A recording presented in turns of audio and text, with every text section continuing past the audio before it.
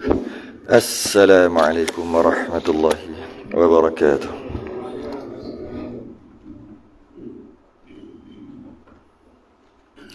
Innal hamdalillah nahmaduhu wa nasta'inuhu wa nastahdihi wa nastaghfiruh.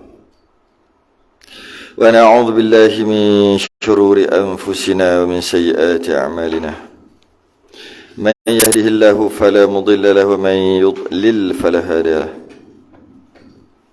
أشهد أن لا إله إلا الله وحده لا شريك له وأشهد أن سيدنا محمدا عبده ورسوله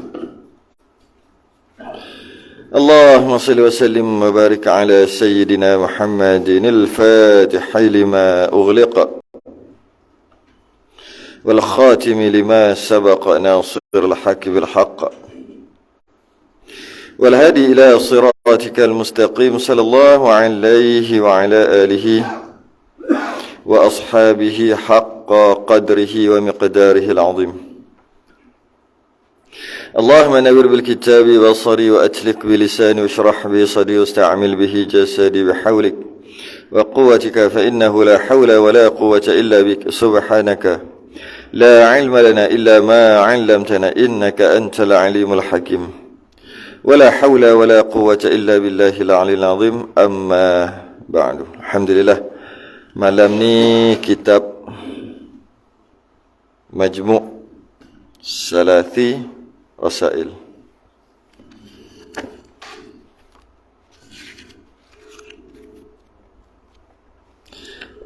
Mana berarti? Oh, Rumi 13. Jawi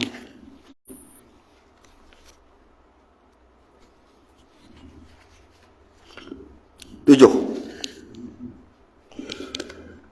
Jawi muka surat 7, Rumi 13. 7 tu yang mana? Percaya pada hari kiamat tak? Ya. Keempat, percayakan pada hari kiamat. Duk tengah-tengah tu lah yang Rumi muka surat 7 yang duk tengah-tengah tu. Qala al-ma'alif rahimahullahu ta'ala wa nafa'ana wa iyyakum bi'ulumihi fid darain amin ya rabbal alamin. Kata pengarang yang keempat, percayakan hari kiamat. Percayakan hari kiamat. Lawannya tiada. Lawannya tak percaya. Lawan percaya tu tak percaya, tapi wajib percaya hari kiamat.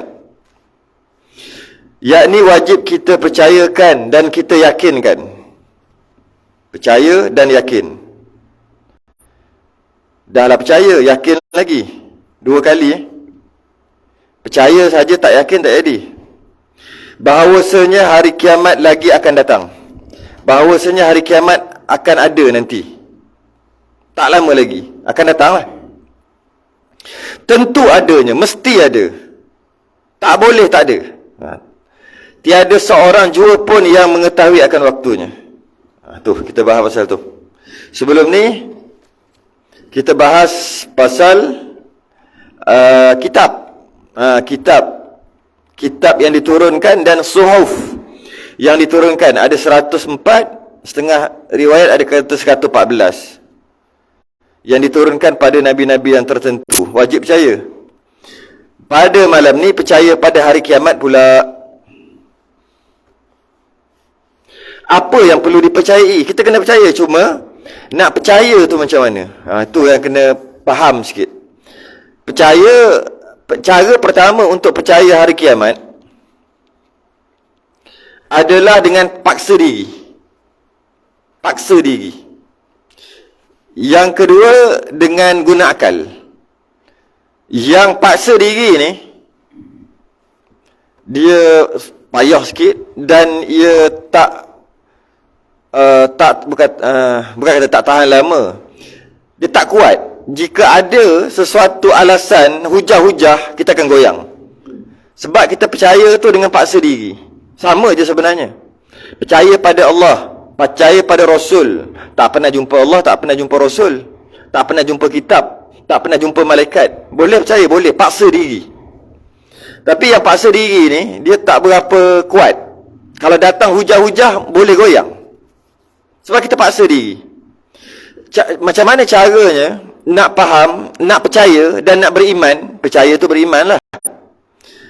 Dengan jazam, dengan masuk pegang sungguh-sungguh, tak bergoyang lah. Dia tak boleh paksa. Dia kena pakai akal.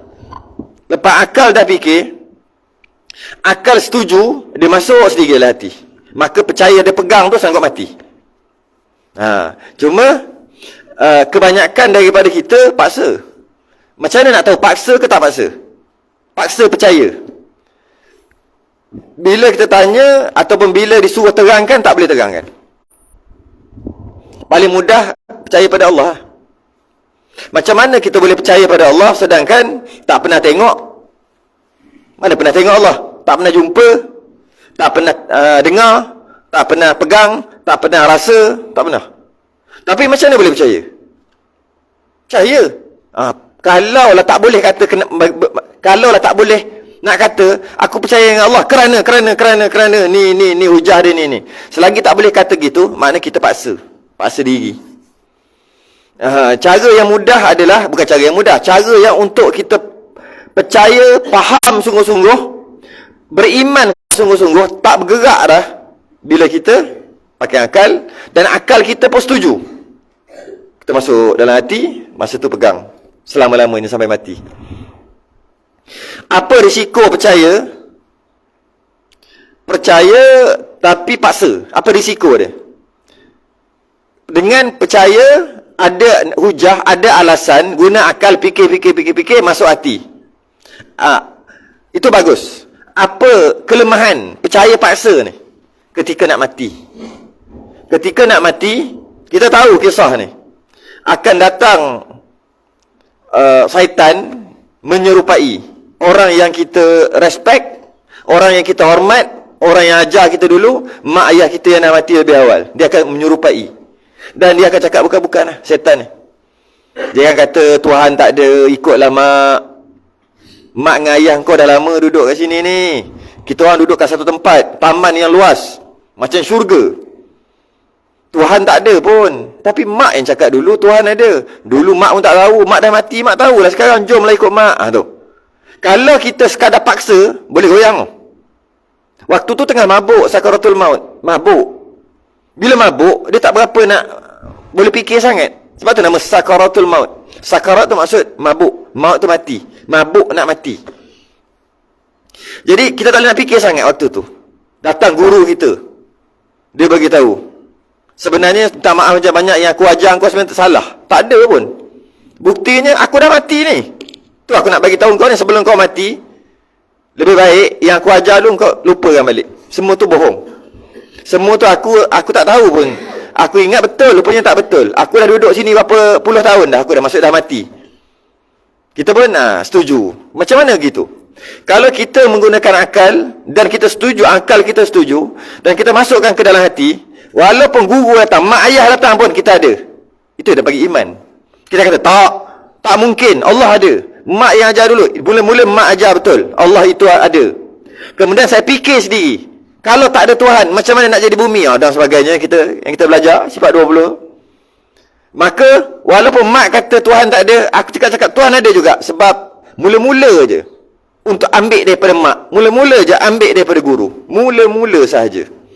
Lepas tu, fikir sendiri jadi aku punya. Bukan mak punya dah. Tapi kalau paksa, hati, masih lagi mak dia punya. Sebab dia paksa. Itu penting. Jadi, macam mana kita nak percaya hari kiamat? Macam tu juga. Dia tak boleh paksa. Kalau paksa, tak ada masalah lah. Paksa-paksalah. Sebab kalau tak percaya, kafir. Tak percaya hari kiamat, kafir. Paksa-paksalah. Tapi risiko dia banyak.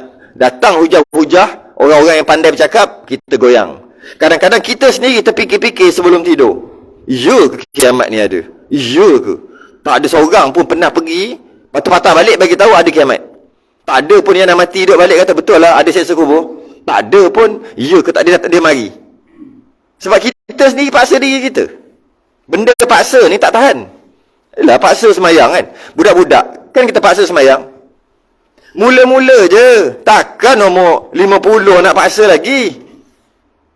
Kalau 50 dah paksa semayang lagi, paksa tu orang lain paksa.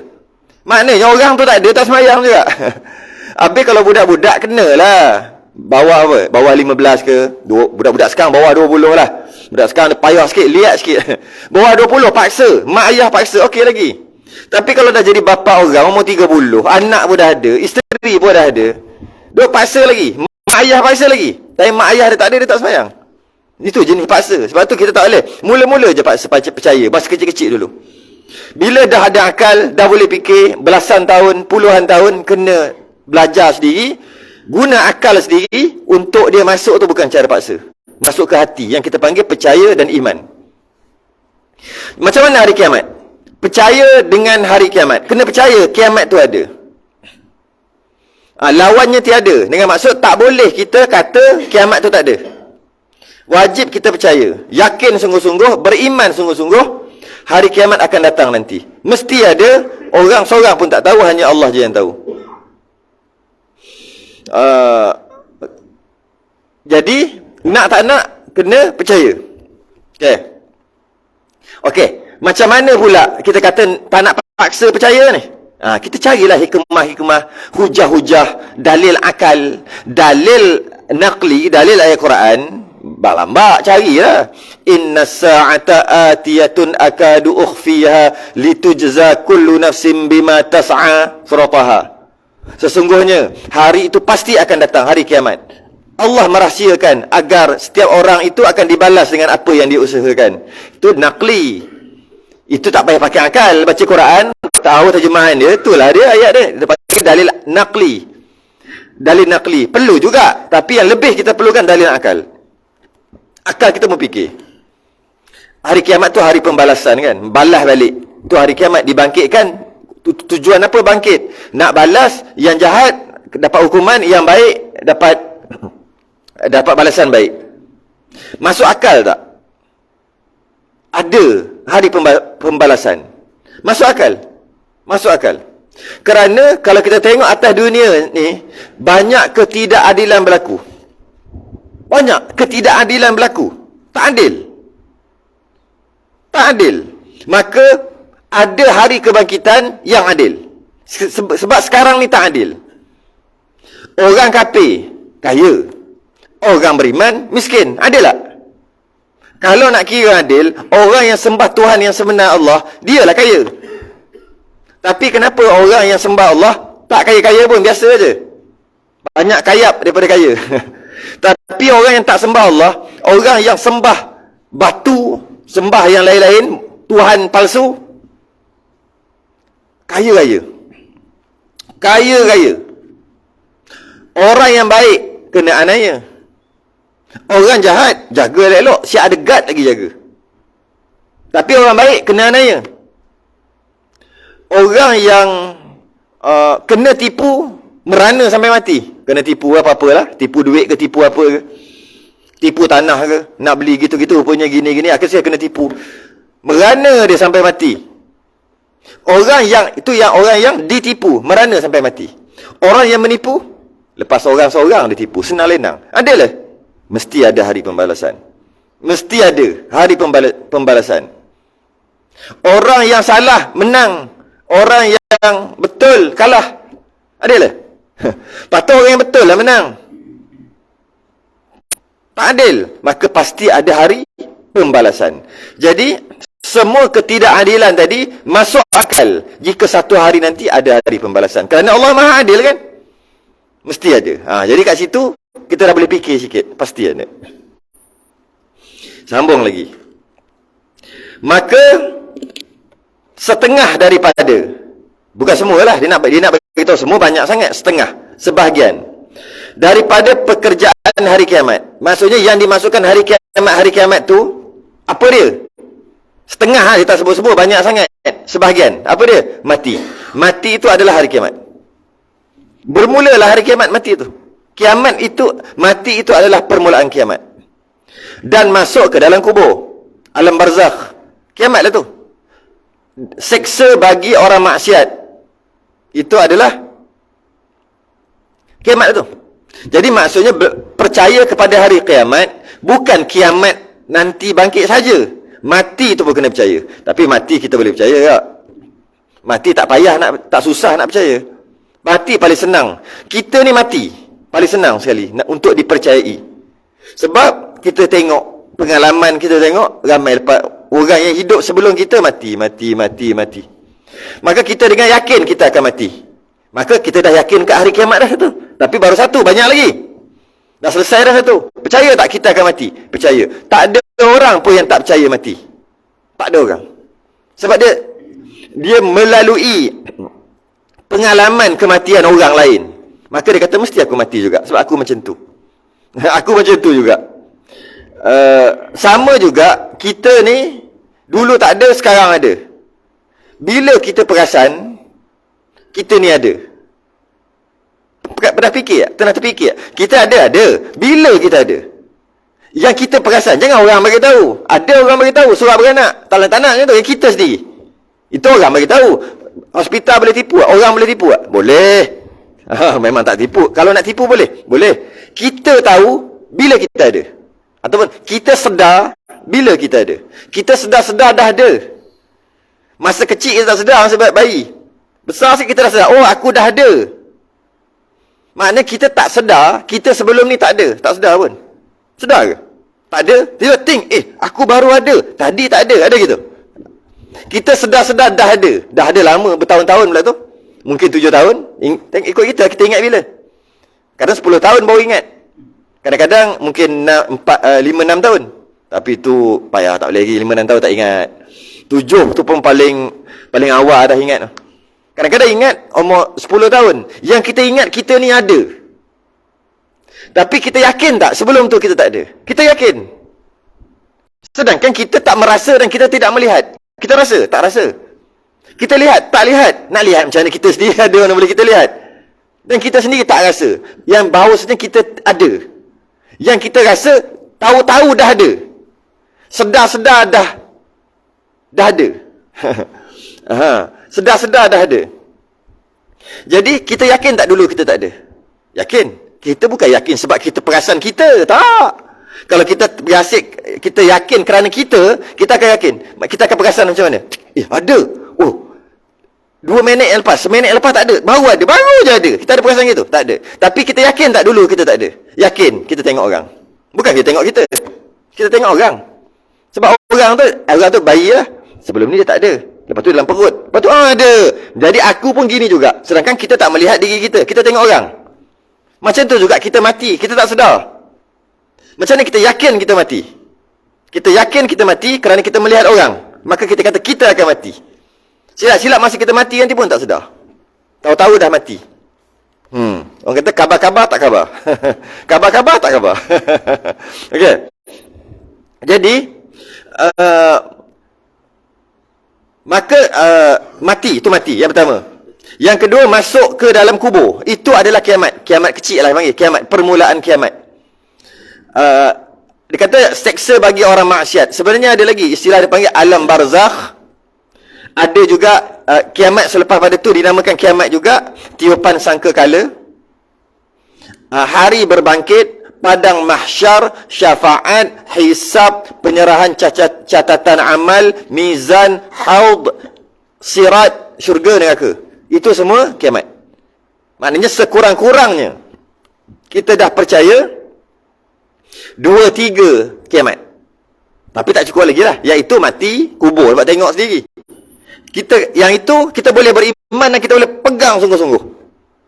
Cuma hari kebangkitan macam mana? Kita kena percaya juga. Walaupun tak lalu lagi. Cara nak percaya macam mana? Kalau mati itu pun kita yakin. Masuk kubur pun kita yakin sebab kita nampak. Dan lepas mati tu tak bergerak, masuk kubur. Mudah tak kita nak yakin lepas tu ada seksa kubur, ada bangkit daripada kubur? Mudah. Walaupun kita tak lalu. Tak lalu selagi tu tak boleh yakin. Macam sebut tadi lah. Kita tak lalu pun kita daripada tak ada kepada ada. Tapi kita yakin. Kita tak lalu pun mati nanti. Sebab tak mati lagi. Tapi kita dah yakin. Kalaulah tanpa lalu pun boleh yakin, begitu juga kita akan dibangkitkan nanti, boleh yakin. Dia gitu. Cara faham dia gitu. Cara faham dia gitu. Azab kubur ada. Itu dari segi akal. Dari segi nas, kisah hadis ke apa? Ada. Itu hadis yang paling masyhur. Nabi lalu dekat kubur, 2 kubur. Nabi kata dalam kubur ni sedang diseksa. Cukuplah kat situ, dah settle lah. Iaitu ada seksa kubur. Itu dari segi dia panggil nas. Dari segi Quran hadis. Yang tadi yang awal sebut dari segi akal. Nabi lalu kat kubur, 2 orang ni sedang diseksa. Seorang kerana mengadu domba, seorang kerana air kencing. Masalah kencing. Masuk kencing tu tak basuh dengan elok dan sebagainya. Kita nak cerita apa? Nak cerita ada tak seksa kubur? Ada. Cara fikir pun dah selesai. Dalil hadis pun dah ada. Riwayat pun dah ada. Selesai. Bolehlah kita beriman. Yang kita nak bukan percaya, bukan dengar je, masuk dalam hati. Nak masuk dalam hati tu. Seksa bagi orang maksiat. Soalannya, bila dia kata masuk ke dalam kubur, dengan maksud adalah azab kubur. Masuk ke dalam kubur, bagi orang yang maksiat, kena azab. Azab dia panggil azab kubur. Satu yang perlu kita faham, azab kubur ni, bukan dia azab dalam kubur. Orang azab kubur ni pinjaman. Kata pinjaman je. Azab kubur. Maksudnya, dia azab di alam barzakh. Bukannya azab dalam kubur. Sebab apa? Sebab ada rekod-rekod, ada orang bagi rekod lama dah lah. Dia di ayah dia kot. Ayah dia penggali kubur. Dia bukan. Dia buat macam mana tah, rekod-rekod sekali dia dapat tip. Bunyi orang kena seksa dekat kubur. Wah, tolong macam tu kot. Dah dapat video. Bukan video, audio aja, bunyi suara. Memang ngeri je. Bunyi tolong ke bukan bunyi tolong, bunyi macam nak cakap payah. Bunyi gitu. Lari. Tak ada lari dah, bahasa Melayu dah. Dia bunyi gitu. Macam tak cakap tapi nampak sakit. Viral habis. Boleh cari lepas ni kalau nak dengar. Ayah dia penggali kubur. Dia duduk kat situ ke, duduk macam mana ke, dia boleh terakam macam mana, wallahu alam. Soalannya betul ke? Tak. Bukan di kubur. Sebab tu macam mana orang yang mati dihanyut air, ada azab kubur? Orang yang kena makan harimau, kubur dia dalam perut, ada azab kubur. Orang kena makan ular, orang hancur kena bom, tak dapat kesan langsung. Lepas tu mana kubur dia? Kena azab kalau dia jahat? Kena. Habis dia tak ada kubur. Bukan maksud azab kubur tu dalam kubur. Dia kena azab alam seterusnya. Kalau tak nak cakap alam barzah boleh juga. Alam syahadah kita hidup, kemudian mati, maka rohnya pergi ke alam satu lagi. Boleh juga. Nak cakap alam barzah, boleh juga. Boleh cakap alam permulaan akhirat, boleh juga. Belum betul-betul lagi permulaan akhirat. Alam satu lagi. Yang mana dekat alam satu lagi tu yang dia kena seksa kalau dia buat maksiat. Alam satu lagi tu orang Melayu panggil alam kubur. Kalau kena azab dia panggil azab kubur. Bukan azab dalam kubur. Azab kubur. Itu istilah saja, azab kubur. Kenapa orang Melayu panggil azab kubur? Malah orang Arab pun ada panggil azab kubur. Kenapa? Kerana biasanya bila mati ditanam dalam kubur. Biasanya. Maka dinisbahkan dengan azab kubur, seksa kubur. Seksa kubur. Yang kena seksa, seksa kubur ataupun seksa tu dia alam satu lagi setelah mati. Jadi maknanya orang yang tak ada kubur sekalipun kena azab kubur.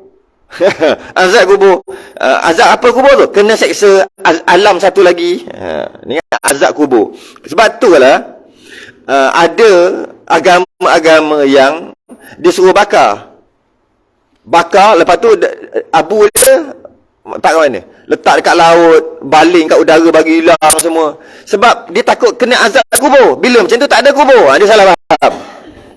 Tak ada kubur, bila tak ada kubur tak kena azab. Bukan maksud azab kubur tu dalam kubur. Bukan. Azab kubur tu adalah satu azab lah bagi orang yang maksiat. Azab kubur dengan maksud dia diazab, dia diseksa di alam satu lagi. Alam satu lagi tu khilaf ulama. Ada kata barzah, ada kata apa. Tu tak penting. Yang penting alam satu lagi bukan alam kita. Okay.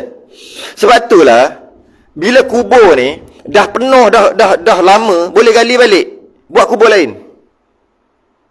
Tapi kalau selagi ada baru-baru tak boleh. Lama kubur. Boleh tak nak gali balik? Boleh. Mungkin 100 tahun. Lama tak 100 tahun? Hancur tak? Tak tahu lah. 200 tahun, 300 tahun. Boleh gali balik. Gali tu maksud untuk tanam yang lain. Boleh. Habis tu kalau gitu, bertindih-tindih lah azab kubur lah tu.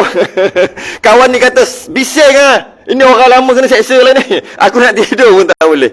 Bukan maksud tu. Maksud azab kubur, pinjam je. Sebab biasa orang mati masuk kubur, dia panggil lah kena seksa kubur.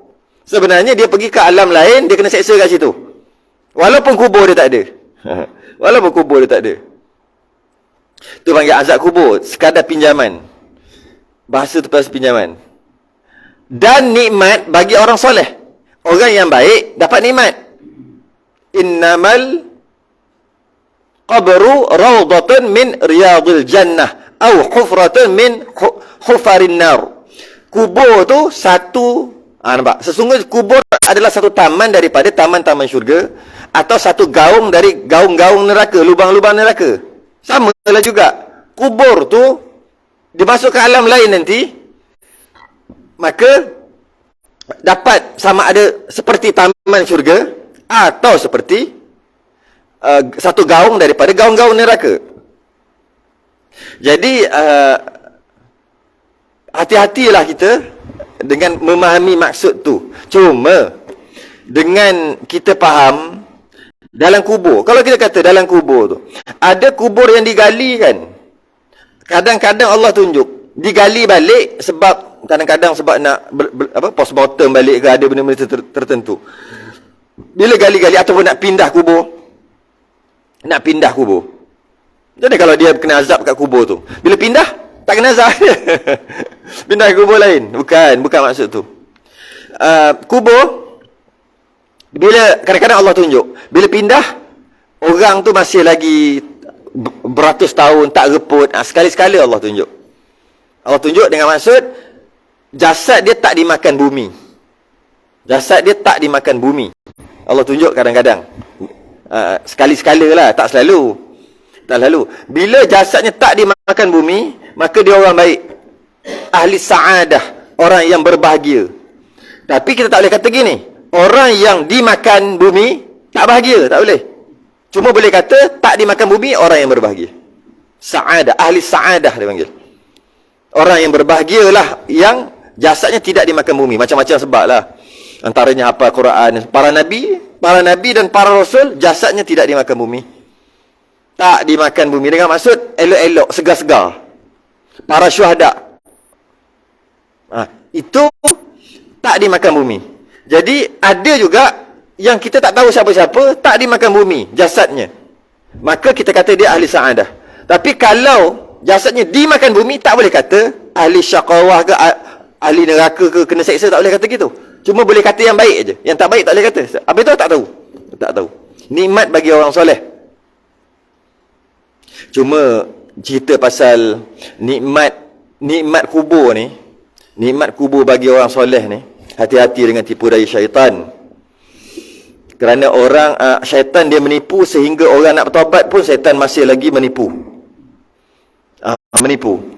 Apabila dia nak mendekatkan diri pada Allah, dia dulu tak baik lara buat kerja mengarut, lepas tu tiba-tiba nak bertaubat dah ni. Maka dia cuma minat belajar, dengar tentang nikmat-nikmat kubur dan nikmat-nikmat syurga semata-mata. Dia beramal dengan amalan-amalan yang fadilatnya dapat mencerahkan kubur, nikmat-nikmat kubur. Itu semata-mata. Kerana dia seronok yang tu. Sebenarnya itu adalah khayalan syaitan. Dia dulu, mudah kata dulu tak baik. Sekarang nak jadi baik dah. Biasa berumur sikit nak jadi baik lah. Okay. Bila nak jadi baik tu, dia tak tahu, bila nak jadi baik, dia tak tahu cara-cara nak jadi baik. Nak jadi orang yang beragama, dia tak tahu cara. Apa bukti dia tak tahu cara? Sebab tu dia dulu tak beragama. Bila tiba-tiba nak beragama, dia tak tahu cara untuk macam mana menjadi seorang beragama. Sepatutnya dia kena tahu dulu sukatannya. Apa yang perlu dibuat sekarang ni tak nak macam dulu dah. Nak jadi orang agama dah. Dulu tak ada agama langsung. Macam mana nak jadi? Macam mana ni? Apa cara, apa yang kena buat satu-satu. Kena tahu tu dulu. Tapi kebanyakan orang tidak. Bila dia nak dulu mengarut, sekarang kembali kepada agama, dia cari apa yang dia seronok dalam agama. Apa yang seronok adalah nikmat kubur dengan nikmat syurga. Maka dia duduk bergelumang dengan fadilat, bergelumang dengan apa saja ibadah ke, perbuatan ke, zikir ke, yang fadilat dia besar. Contohnya menerangkan kubur, sebab dia takut kubur dia nanti gelap. Kubur gelap. Jadi dia cari fadilat, dia cari apa-apa amalan yang nak terangkan kubur dia. Dia buatlah.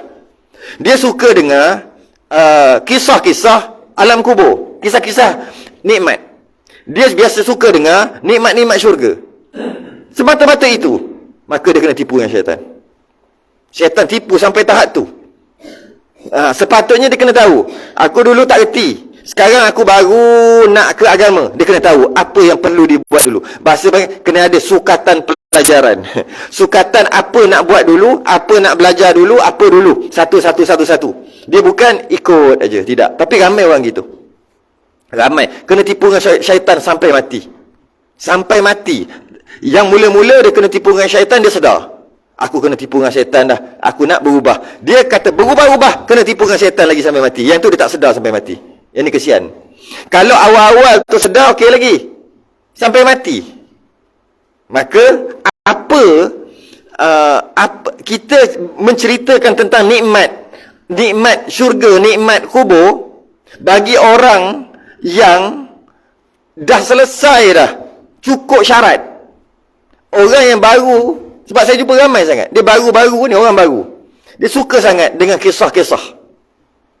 Sebelum layak kita nak membicarakan tentang nikmat kubur dan nikmat syurga, sebelum membicarakan tentang nikmat kubur dengan nikmat syurga, kena perhatikan syariat zahir. Dan sebelum tu, kena perhatikan pegangan dulu. Akidah dia dah belajar, dah faham, dah pegang sungguh-sungguh akidah tentang Tuhan, kenal Tuhan sungguh. Sembahyang cukup syarat, rukun dan sebagainya. Penjagaan hati selesai. Sifat mahmudah, sifat mazmumah dah kenal, baru cerita pasal nikmat. Jangan tertipu dengan rupa ibadah. Ramai orang kena tipu ni. Jangan tertipu. Macam orang tertipu pergi Mekah. Ramai orang kena tipu pergi Mekah. Seronok pergi Mekah. Seronok. Kenapa seronok? Pertama, seronok dia punya bunyi tu. Apa? Macam kan bunyi, suasana tu lah, suasana tu. Orang duk baca pula qori-qori yang hebat, baca pula sedap, sembahyang pula khusyuk. Itu bukan khusyuk, itu khayal panggil. Kena tipu. Kenapa seronok? Tanya dulu, kenapa seronok pergi Mekah? Kenapa? Lepas tu pula, suka pula bau. Ada bau minyak atar lah. Kan ada bau. Oh, seronok. Ada lagi seronok, pergi ramai-ramai. Macam pergi rombongan. Bukan kata salah. Tak kata salah. Saya tak kata salah. Pergilah nak pergi pun. Cuma itu khayalan. Namanya khayal. Itu khayalan semata-mata. Tak salah, tak berdosa pun. Pergi elok-elok, pakai duit halal. Pergi semayang apa, buatlah. Cuma seronok tu khayalan. Seronok tu. Bukan kata tak boleh pergi. Seronok tu. Kenapa kata khayal? Sebab tu pergi. Fikir apa yang seronok? Sedap membeli belah. Ada banyak shopping. Macam-macam. Khayal lah. Seronok apa benda gitu. Pergi, tahu tak, bertambah tak iman kita pada Allah? Lebih kenal pada Allah tak lepas balik? Memang sebelum pergi dah kenal Allah, balik bertambah tak kenal Allah macam mana? Sebab dulu hanya dengar cerita, sekarang tengok sendiri kat Ambah. Dulu dengar cerita, sekarang boleh tengok dan boleh tawaf, boleh sembahyang kat situ. Terasa tak kefahaman tentang Nabi macam mana? Lebih tak? Sama? Kalau sama, seronok. Itu khayal dia panggil. Khayal. Macam imam baca sedap. Solat tarawih, imam mesti sedap. Baru ramai. Kenapa? Khayal. Khusyuk itu? Tak. Itu khayal. Ramai yang kena tipu itu. Khayal. Bukan kata salah. Carilah nak cari yang sedap pun. Nak cari tahu, kita kata benda tu baik. Kita kata benda tu bagus. Itulah khusyuk. Sebenarnya bukan khusyuk, khayal. Tu je nak beritahu. Tak salah pun. Khusyuk bukan gitu. Khusyuk bukan gitu. Kena ngaji lah sikit-sikit. Jadi kadang-kadang kita nampak benda tu baik, sedangkan ianya khayalan saja. Tak salah pun. Yang salah yang tadi ni. Sibuk duk cerita tentang, seronok duduk belajar tentang nikmat syurga, nikmat kubur. Dalam masa yang sama tak belajar akidah. Itu salah lah. Itu salah lah. Okey. Seterusnya. Dan pertanyaan mungkar nakir. Dan pertanyaan mungkar nakir. Di dalam kubur. Itu antara kiamat lah. Percaya pada kiamat lah. Mungkar nakir. Istaghfiru li akhikum. Istighfarlah, minta ampunlah untuk saudara kamu. Apabila Nabi selesai mengkebumikan, Nabi kata kat para sahabat, istaghfiru li akhikum, minta ampunlah kat dia. Wasalu lahu bitathbit, mintalah doa supaya ditetapkan hati dia. Fa innahu al-an yus'al, dia sedang disoal sekarang ni. Ada soal mungkar dan nakir. Ada. Okey, saya ada sempat tengok satu hadis. Saya tempat catat satu hadis daripada Abu Hurairah tentang azab kubur, tentang mungkar nakir. Iza qubiral mayyit, bila seorang tu dikuburkan, ahadukum, salah seorang daripada kamu, atahu malakani, datang dua malaikat, aswadani azraqani, mata kebiru-biruan, sangat garang, dia datang. Yuqalu li ahadihima al-munkaru wal akhiru an-nakiru. Satu namanya mungkar, satu lagi namanya nakir. Fayaqulani, berkata mereka berdua, ma kunta taqulu fi hadhihi ar-rajul. Dua malaikat ni bercakap-cakap. Dua malaikat ni bercakap. Dia kata, apa engkau kata dengan mayat yang baru dikebumikan, jenazah yang baru dikebumikan ni? Maka malaikat satu lagi jawab, huwa abdullah, dia hamba Allah. Dia adalah hamba Allah. Bukan. Fayaqulani ma, dia tanya orang dalam kubur. Silap. Dia tanya orang dalam kubur. Dua malaikat tadi tanya orang dalam kubur. Ma kunta taqulu fi hadzal rajul. Apa kamu kata dengan orang yang diutuskan? Ada lelaki yang diutuskan. Dia kata gitu je. Fayaqulu ma kana yaqul huwa abdullah. Jawab dia tu hamba Allah. Jawab orang kubur tadi, orang yang mati tadi. Wa rasuluhu, dan pesuruhnya. Asyhadu an la ilaha illallah wa anna Muhammadan abduhu wa rasuluh. Maknanya ini antara apa? Soal kubur itulah. Soal kubur yang pada riwayat lain ma rabbuka tu. Ma rabbuka wa madinuka. Itu riwayat lain. Ini riwayat dia tanya Nabi aja. Kemudian dia jawab, itu adalah utusan Allah. Maka sesungguhnya kami telah tahu bahawa engkau mengatakan demikian, kemudian dilapangkan baginya dalam kuburnya sepanjang 70 hasta. Kali 70 hasta. Diberi cahaya di dalamnya, kemudian kata, tidurlah engkau. Itu bagi orang yang boleh jawab. Boleh jawab pada hadis itulah. Hadis yang lain kata marabuka. Soalannya, macam mana kita nak jawab soal kubur tu, soal kubur daripada mungkar dan nakir? Allah akan mengembalikan panca indera dan ilmu kita untuk menjawab soal mungkar nakir. Cuma kita jawab bukan berdasarkan ilmu pengetahuan. Kalau berdasarkan ilmu, kita hafal nanti boleh jawab lah. Tidak. Kita jawab berdasarkan kita hidup kerana apa. Jika kita hidup kerana Allah dan Rasul, kita boleh jawab. Kita jawab berdasarkan kita hidup kerana apa. Kerana apa kita hidup? Kita hidup, kita sembahyang kerana Allah. Kita buat tu kerana Nabi, kerana apa? Banyak lagi kerana tu, Allah dan Rasul lagi mudah nak jawab. Bukan kita jawab melalui ilmu pengetahuan. Kalau tidak, boleh hafal aja. Tak boleh jawab, bumi menghimpit dengan kasar. Dan adalah suara keduanya.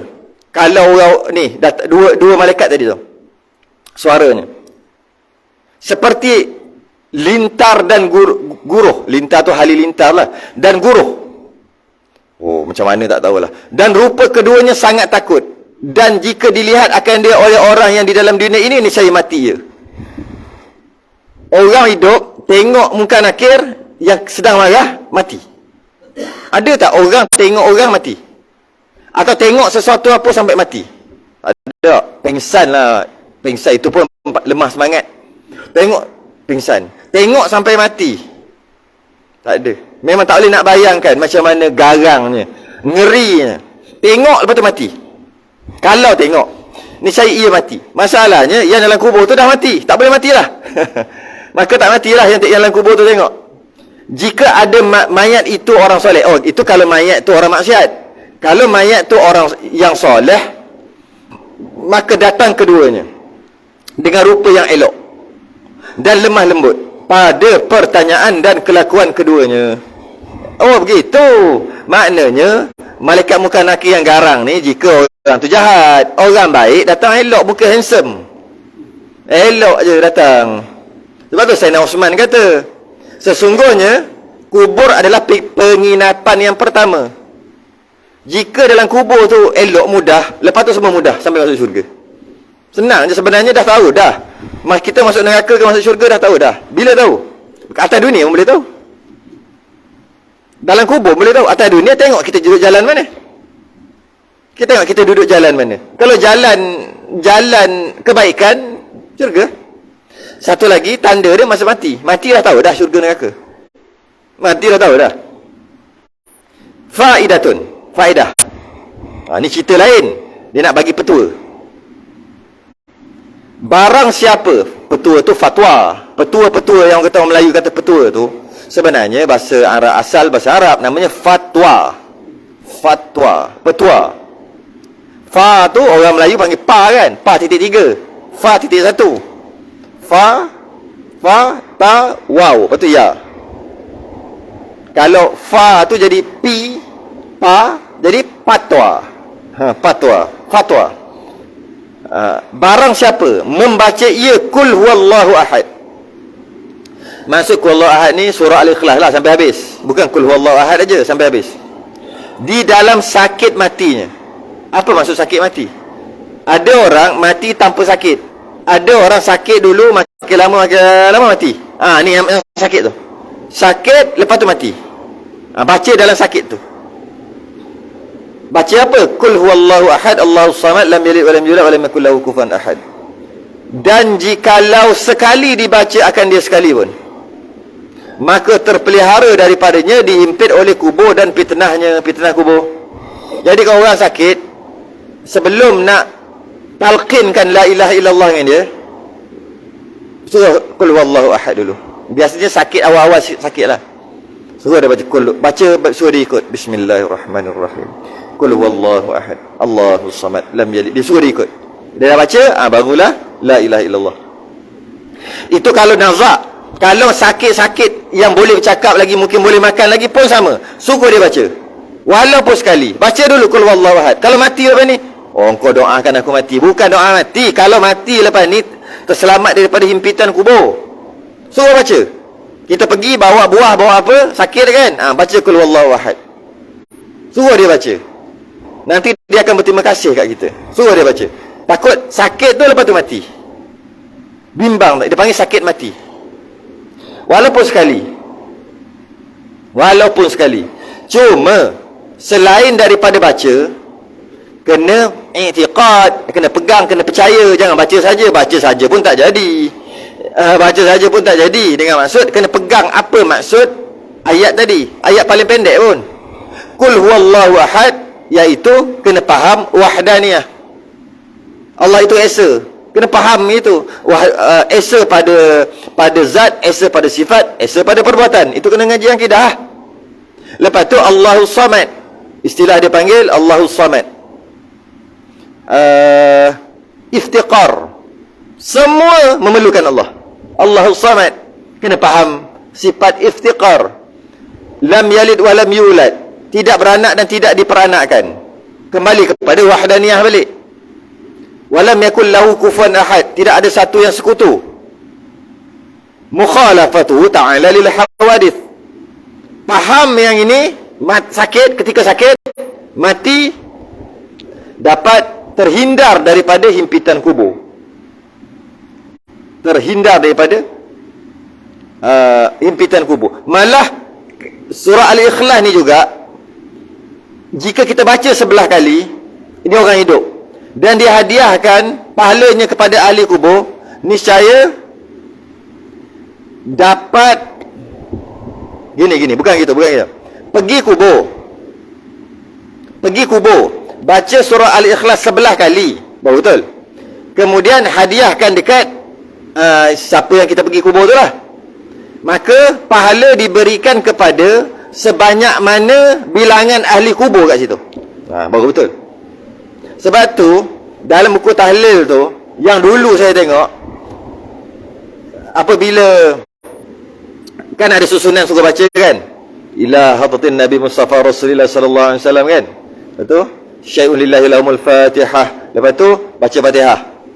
Lepas tu baca kul huwallahu ahad, kul a'udzu birabbil falaq, kul a'udzu birabbin nas kan. Masa kul a'udzu birabbil falaq, kul huwallahu ahad mula-mula dulu.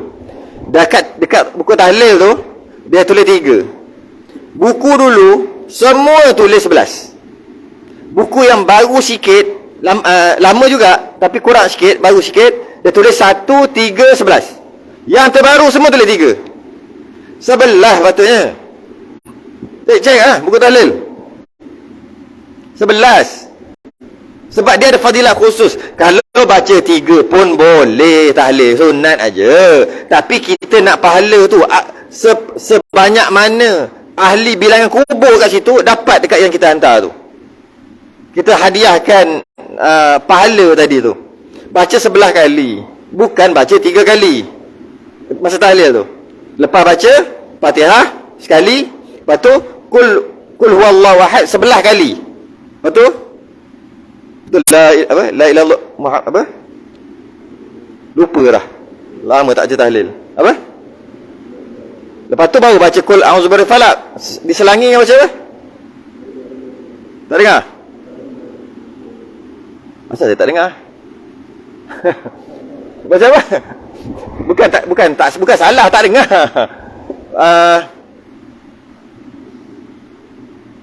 Baca apa? Bunyi ya? Nak? Ada? Tak ada? Tak ada. 11 kali, bukan 3 kali, 11 kali. Tapi itulah kadang-kadang kita baca Allah hai, kita baca 3 kali, sedangkan tujuan kita buat tu nak makan buat tahlil. Bukan nak makan. Bukan, dah ada makan kita makan, tapi bukan tujuan nak makan. Jadi baca tu biar ikhlas, dan kita nak hadiahkan ni. Kita nak hadiahkan. Itulah masalahnya kita baca tu. Kalau setengah orang perasan di belah-belah utara. Mana orang utara? Ada orang utara? Saya tak nampak lah. Tak ada orang utara hari ni. Ada kat sini. Orang sana panggil tahlil apa? Kulhu. Orang utara panggil, dia tak panggil jom buat tahlil. Mai makan tahlil. Tak, dia panggil mai rumah aku ada buat kulhu. Kenapa dia kata kulhu? Sebab banyaknya baca. Kalau baca 3 kali, tak payah nak panggil kulhu lah. Panggil tahlil. Sebab tahlil banyak lagi. Mai, kulhu. Baca kulhu. Diorang panggil kulhu. Sebab 11 kali, penat baca. Baru betul. 11 kali baca. Kemudian, hadiahkan. Baru. Lain kali lepas ni buat 11. Jangan buat 3. Boleh. Tapi 3 sikit dapat. Kita nak bagi banyak kan kat si mati. Dan jika, berapa dah? Sikit lagi mana kat sini. Berhenti satu ni lagi, satu baris. Dan jika mati ia pada malam Jumaat. Mati malam Jumaat. Atau harinya, malam Jumaat atau siang Jumaat. Kalau orang tu mati, niscaya terpelihara daripadanya oleh fitnah, soal munkar dan nakir. Oh, ni panjang ni. Tak boleh ni. Dan terangkat oleh siksa kubur pada malam Jumaat daripada sekalian Islam dan kafir, tetapi dikembalikan akan dia kepada segala kafir. Dan terangkat pula siksanya itu dengan sebab doa atau sedekah daripada orang hidup. Panjang sangatlah bab ni, tak cukup masa. Akan datang mati malam Jumaat. Bagus. Lepas saya kubur, siapa-siapa je mati. Lepas saya kubur, tak kira siapa-siapa. Habis mati malam Jumaat, semua orang nak mati malam Jumaat ataupun hari Jumaat. Islam dan kafir, tetapi dikembalikan dia kepada segala kafir. Panjang kita akan bahas ni. Ini adalah satu perbahasan lain pula, perbahasan berkaitan dengan mati baik, dia panggil mati syahid, mati baik atau mati syahid. Syahid akhirat lah, syahid dunia akhirat tu memang kita dah tahu dah. Mati syahid akhirat kan, mati yang kata mati lemah, mati terbakar tu antara mati syahid. Mati tengah belajar, antara juga mati malam Jumaat dan sebagainya. Maka terlepas daripada siksa kubur, masuk syurga. Adakah semua orang macam tu? Kita bahas tu agak panjang, kita tak boleh teruskan, tak boleh, panjang. Akan datang, kita berhenti dekat jika mati pada malam Jumaat. Siapa nak tahu mati malam Jumaat ni? Kalau orang kafir mati malam Jumaat macam mana? Ya.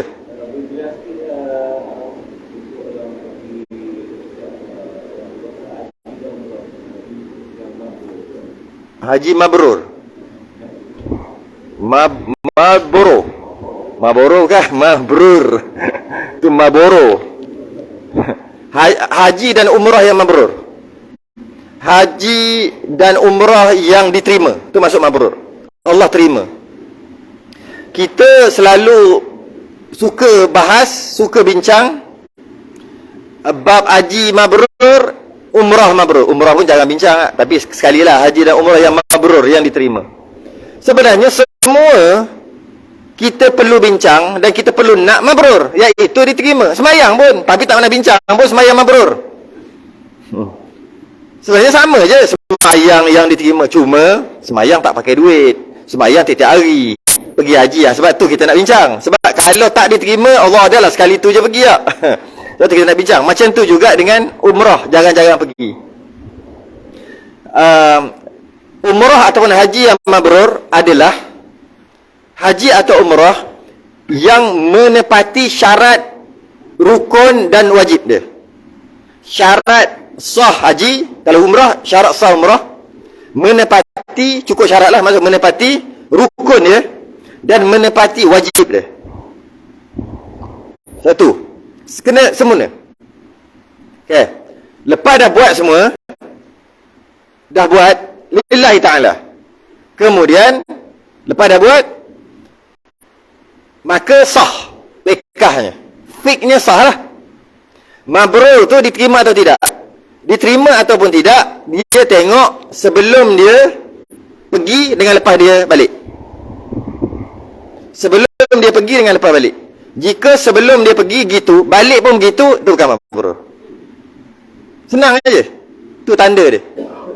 Jadi haji mabrur, umrah mabrur adalah umrah yang diterima dengan maksud bertambah kebaikan, bertambah berkat, bertambah kebaikan. Apa sahaja dulu dia lain, dulu dia lain, sekarang dia lepas balik tu lagi baik. Masuk berubah tu berubah kepada yang lebih baik. Maka sebenarnya itulah mabrur, diterima Allah. Sebenarnya macam tu juga semayang, cuma kita tak bincang je. Semayang pun sama, mabrur ada juga. Inna salata tanha anil fahsya'i wal munkar.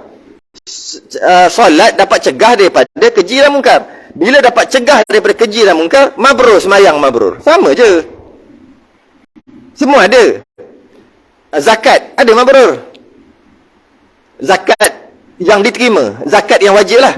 Zakat yang sunat, zakat sunat dia sedekah, dia panggil zakat yang wajib. Dengan bayar zakat yang wajib, harta dia yang baki ni, yang tak wajib, mudah untuk dia keluar untuk yang sunat. Itulah makna panggil zakat yang mabrur. Sebenarnya semua ada mabrur. Okay. Jadi ibadah yang mabrur adalah lepas kita buat, dia bertambah baik. Sembahyang, dengan sebab sembahyang dapat cegah semakin kurang daripada buat, semakin kurang kita buat perkara keji dan mungkar. Sebab sembahyang mencegah perkara keji dan mungkar. Pergi haji, sebelum pergi, perangai tu tak berapa ni sikit. Balik-balik perangai dah okey dah. Mabrur dah. Gitu lah. Kalau pergi, sebelum pergi, joget. Joget kau tu, joget kau ni.